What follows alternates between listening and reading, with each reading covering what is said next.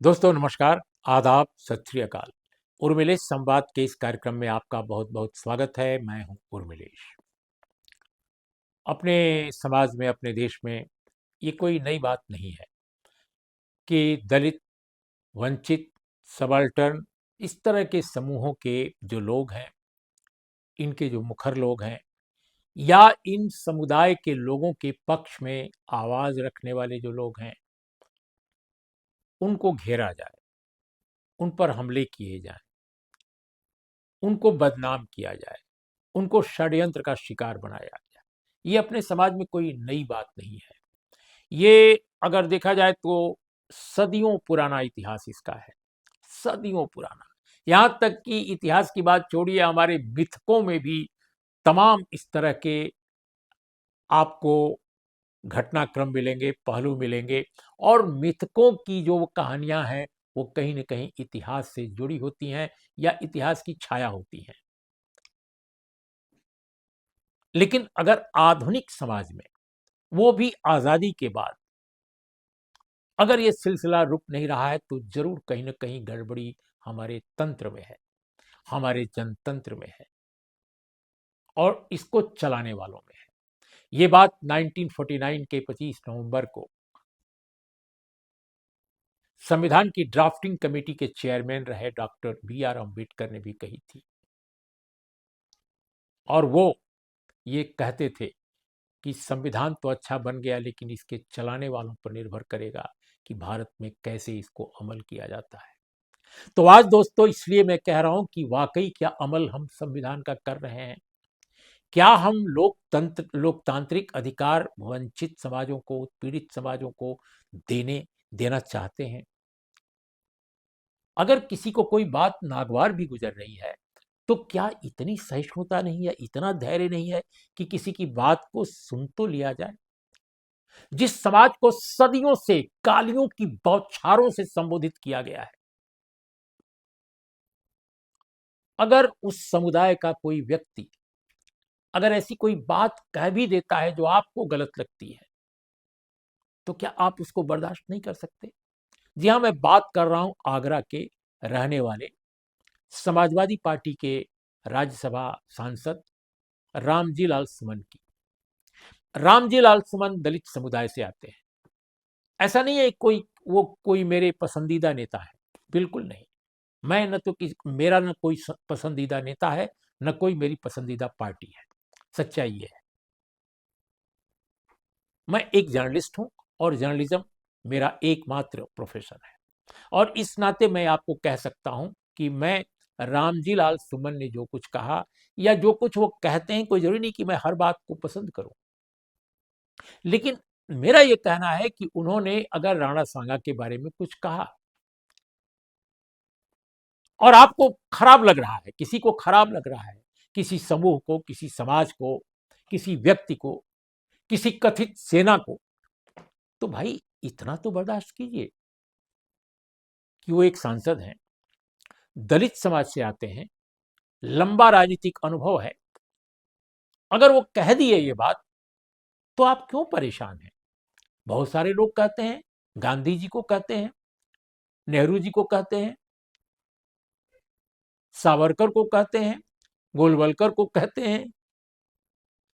सबके बारे में अलग अलग ढंग की बातें लोग कहते हैं। कोई जरूरी तो है नहीं कि आप सहमत हो जाएं हर बात से। विवेकानंद के बारे में कहते हैं। तो राणा सांगा तो मध्यकाल की बात ना, उस समय मध्यकाल के एक शख्सियत हैं। अगर उनके बारे में, इतिहास के बारे में उनकी जानकारी आपको लेनी हो तो आप इतिहास ग्रंथ पढ़िए, बाबरनामा पढ़िए, आप प्रोफेसर सतीश चंद्र की का इतिहास ग्रंथ पढ़िए। सतीश चंद्र के इतिहास ग्रंथ से अगर आप सहमत नहीं हैं या वो पसंद नहीं है इतिहासकार के रूप में, तो इतिहास जो दूसरे लोगों ने लिखा है मध्यकाल का, उसको पढ़िए, बुनियादी स्रोतों की तलाश कीजिए।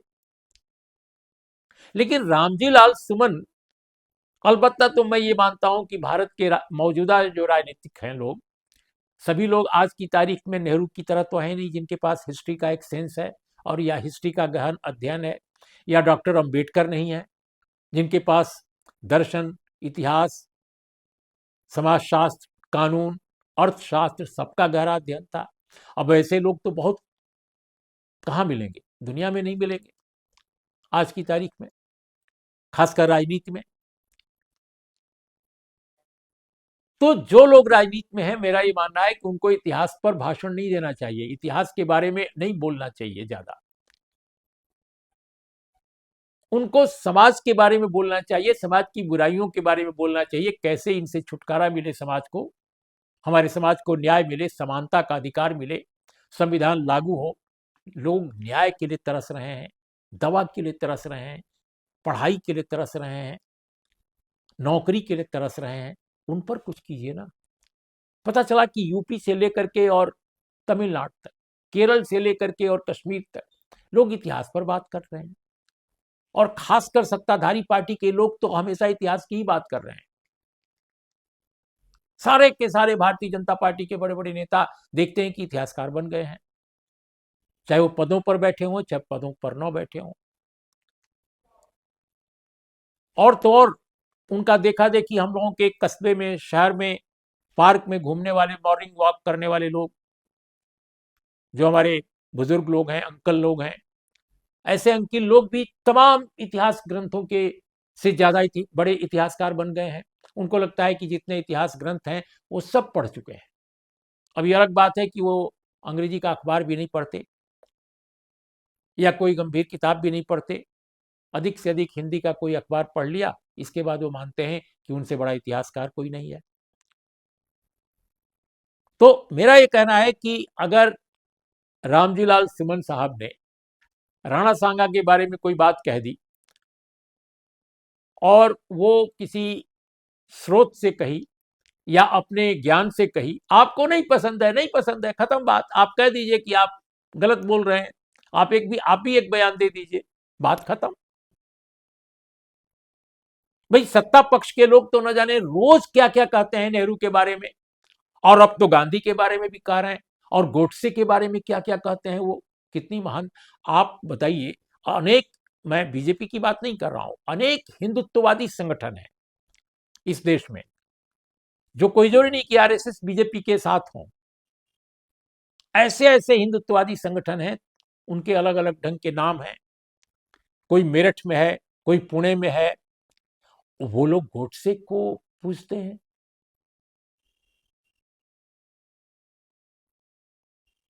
तो आप उन लोगों की बातों को सुनकर, उनके बयानों को सुनकर तो कोई उनसे लड़ने नहीं जाता, उनके मकानों पर हमला करने नहीं जाता।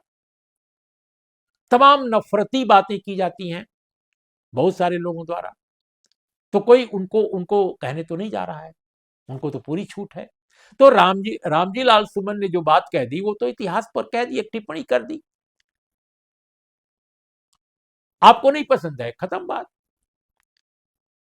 लेकिन आप एक समूह विशेष को लेकर के आप चढ़ बैठे उनके घर पे, सुना कि बिल्डोजर लेकर पहुंच गए, ये कोई सेना है, अब ये निजी सेना बन गई है। बताइए, पहले निजी सेना बिहार के ग्रामांचल में, गांव में, छोटे छोटे गांव में भूस्वामियों की निजी सेना बना करती थी। अब वो दौर खत्म हुआ। वो निजी सेनाएं भी दलित, उत्पीड़ित समाज के, वंचित समाज के लोगों पर हमले किया करती थी। लेकिन अब शहरों में अजीब अजीब तरह की सेनाएं अवतरित हो गई हैं, किसी ने कुछ नाम रख लिया है, किसी ने कुछ नाम रख लिया है।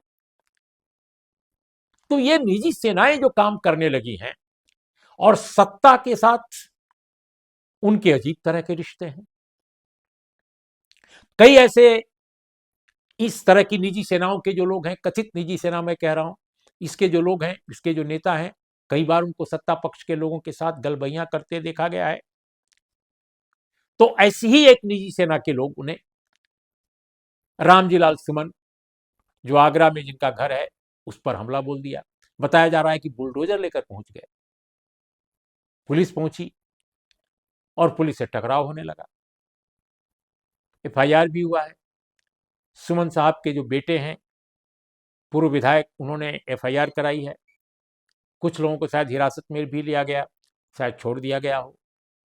लेकिन सवाल इस बात का है कि जिस तरह बिहार के या उड़ीसा के या बंगाल के या दूसरे और हलकों के पिछड़े इलाकों के वंचित समाजों, दलित उत्पीड़ित समाज के लोगों पर हमले किए जाते थे पहले, फ्यूडल्स की तरफ, जमींदारों की तरफ से, भूस्वामियों की तरफ से, उनकी निजी सेनाओं की तरफ से, चाहे वो भूमि सेना हो, ब्रह्मर्षि सेना हो या जो भी सेना हो, जिस तरह के हमले किए जाते थे, शहर में किसी मेंबर ऑफ पार्लियामेंट के घर पे जो दलित समाज से आने वाला व्यक्ति है, उसके घर पे हमला हो रहा है। कहां पहुंचा है हमारा जनतंत्र, कहां पहुंची है हमारी व्यवस्था? ये कैसा रामराज है भाई? और वो भी उत्तर प्रदेश में, जहां अभी अभी कुंभ खत्म हुआ है। ये कौन सा सनातन है, कौन सी सनातन संस्कृति है जहां एक दलित उत्पीड़ित समाज के व्यक्ति, जो बुजुर्ग व्यक्ति है, उसकी बात से आपको असहमति है? आप लिख दीजिए एक लेख, आप भी एक भाषण दे दीजिए, पार्लियामेंट में दे दीजिए, पार्लियामेंट के बाहर दे दीजिए। लेकिन आपने हमला बोल दिया, खिड़की पर और तमाम उनके घर के अलग अलग हिस्सों पर पत्थर बरसाए गए। मुझे लगता है कि यह न केवल निंदनीय है, बल्कि बहुत ही शरारतपूर्ण है, अत्यंत दुर्भाग्यपूर्ण है। और मैं आपको बताऊं कि ये घटनाएं एक सीरीज में है। कुणाल कामरा, उनके साथ क्या हुआ? ठीक है, उनके कुछ शब्दों पर किसी की आपत्ति हो सकती है कि उन्होंने ऐसा शब्द क्यों यूज किया, ये तो विपक्ष की पार्टियां यूज करती हैं। यकीनन मैंने अपनी पोस्ट में भी ये बात लिखी है। किशोर आई मीन कुणाल कामरा के जो स्टैंड अप कॉमेडी है, उसके कंटेंट और उसकी स्टाइल को एप्रिसिएट करते हुए भी मैंने कुछ एक शब्दों पर एतराज किया है। मैंने अपनी पोस्ट में लिखा है सोशल मीडिया पर, और बहुत सारे तथाकथित जुझारू लोग बड़े दुखी भी हो गए कि मैंने ऐसा क्यों लिखा। हो सकता है कि बहुत सारे लोगों को असहमति हो कुछ एक शब्दों पर, लेकिन कुणाल कामरा के स्टूडियो, जहां पर उनका प्रोग्राम शूट होता है, रिकॉर्ड होता है, उस पर हमले करना, तोड़फोड़ करना, डैमेज करना, उनको उनकी धुनाई करने की धमकी देना, मुंबई या महाराष्ट्र में रहने से उनको रोकने का ऐलान करना, तमिलनाडु तक पीछा करने का ऐलान करना, ये क्या बताता है? और कुणाल कामरा तो काफी चर्चित हो गए हैं, सेलिब्रिटी हैं, एक खास समाज में काफी उनकी एक्सेप्टेबिलिटी है। लेकिन नलिन यादव को क्या कहेंगे? नलिन यादव मध्य प्रदेश के इंदौर के पास धार जिला है, पीतमपुर, उस इलाके के रहने वाले हैं। जबरदस्त stand up comedian, Munawar Faruqui के साथ जेल जा चुके हैं। मुनव्वर फारूकी सेलिब्रिटी हो गए, लेकिन नलिन यादव को कोई नहीं जानता। जेल में डाला गया, जेल से जब बाहर आए तो उनकी जिंदगी ही खत्म हो गई, उनका करियर ही खत्म हो गया। आज बताया जाता है कि वो रियल एस्टेट में कहीं छोटी मोटी नौकरी करते हैं, क्योंकि स्टैंड अप कॉमेडी करने का उनको कोई असाइनमेंट ही नहीं मिल रहा। साधारण घर के हैं, बेहद साधारण घर के हैं, उन्हें भी सताया गया। सत्ता ने सताया अलग, अब फ्यूडल्स और उनको नापसंद करने वाले लोग अब वो सता रहे हैं। अभी 2-3 दिन पहले उनके घर पे हमला हुआ, उनके भाई को पीटा गया था, उनको भी, उनके साथ भी हाथापाई। उन्होंने एफआईआर कराने की कोशिश की, लेकिन उनको वापस भेज दिया गया, कंप्लेन किया है। तो ये सारी घटनाएं चल रही हैं इस देश में।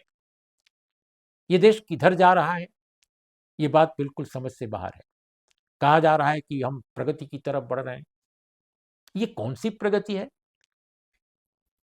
कि अनर्गल प्रलाप करें, नफरत भरा बयान कोई दे, हिंसक बयान दे, हिंसा को प्रचारित करने वाला कोई कुछ नहीं बोल सकता। लेकिन अगर कोई अपनी बात कह रहा है, गलत बात भी हो, तो बोलने में क्या दिक्कत है? दुनिया के महानतम दार्शनिक ने कहा था, वॉल्टेयर ने, डेमोक्रेसी का मर्म समझिए। वॉल्टेयर ने कहा कि जो तुम कह रहे हो उस बात से मैं बिल्कुल असहमत हूं, जो तुम बात कह रहे हो उससे मैं बिल्कुल असहमत हूं, लेकिन तुम अपनी ये बात कह सको इसके लिए मैं अपनी जान दे सकता हूं। तो डेमोक्रेसी तो ये है। लेकिन आप रामजी लाल सुमन को दलित उत्पीड़ित समाज से आने वाले एक व्यक्ति के घर पे हमला करते हैं और आप एक निजी सेना के प्रवर्तक अपने को कहते हैं, और वो निजी सेना को पता नहीं कैसे हमारी ताकतवर शक्तिशाली अपरंपार शक्ति से लैस सरकार बैन तक नहीं करती है। कि कैसे इस डेमोक्रेसी में कोई निजी सेना कैसे किसी की हो सकती है? कैसे संगठन ऐसा हो सकता है कोई भी डेमोक्रेसी में जो लोगों के घरों पर हमला करे? अभी कंप्लेन कर सकता है सरकारी एजेंसी से, पुलिस से, वो जाकर कुछ करे, अरेस्ट करे, एफआईआर करे रामजी लाल सुमन के खिलाफ, उनके खिलाफ कार्रवाई करे। आप लोकसभा में कंप्लेन कीजिए, कहीं भी कीजिए, लेकिन आप उनके घर पे हमला कर रहे हैं और आप अपने को सेना कहते हैं। तो ऐसी निजी सेना को कैसे खुली छूट दी जा सकती है? मुझे लगता है बेहद शर्मनाक है, लोकतंत्र के लिए कलंक है। दोस्तों, आपको सोचना चाहिए कि वाकई हम कहां जा रहे हैं, हमारा समाज, हमारा देश, हमारा लोकतंत्र कहां जा रहा है। इन्हीं शब्दों के साथ बहुत बहुत धन्यवाद, नमस्कार, आदाब, सत श्री अकाल।